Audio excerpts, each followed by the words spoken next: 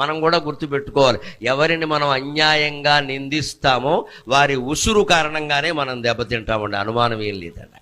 ఒక తొందరపాటు మాట తిట్టు ఎవరినైనా మన బంధువుల్ని మిత్రుల్ని నీలాపనిందలు వేసి తిట్టే ముందు బాగా ఆలోచించుకోవాలి. అలా అనవసరంగా నిందించిన వాళ్ళు రామాయణంలోనే బాధలు పడ్డారు మహానుభావులు, మామూలు వాళ్ళు కాదు. అగ్ని ప్రవేశం అప్పుడు సీతాదేవిని అనేక రకాల మాటలు అన్నాడు రామాయణంలో రాముడు. ఇప్పటికీ దాన్ని విమర్శిస్తారు చాలామంది హేతువాదులు, వాళ్ళు పూర్తిగా చదవక విషయం తెలియక అన్నాడు, అనేక రకాల మాటలు అన్నాడు. భర్తగా నిన్ను కాపాడాను నేను, నీ ఇష్టం వచ్చిన చోటుకి వెళ్ళొచ్చు అన్నాడు. అంతకంటే అవమానం ఉందా? ఆ మాట ఎందుకు రాముడి నోట వచ్చిందో తెలుసా? సీతాదేవి ఇంచుమించు అంత మాటనే లక్ష్మణుడిని అందమ్మ. గమనించండి, రామాయణం చదవకుండా మాట్లాడకండి. మాయలేడి కోసం ఆయన వెడితే హా సీత హా లక్ష్మణ అని అరిస్తే వెంటనే ఈయన్ని వెళ్ళమంటే నేను వెళ్ళనమ్మా, నీకు తెలియదు ఇది రాక్షస మాయ.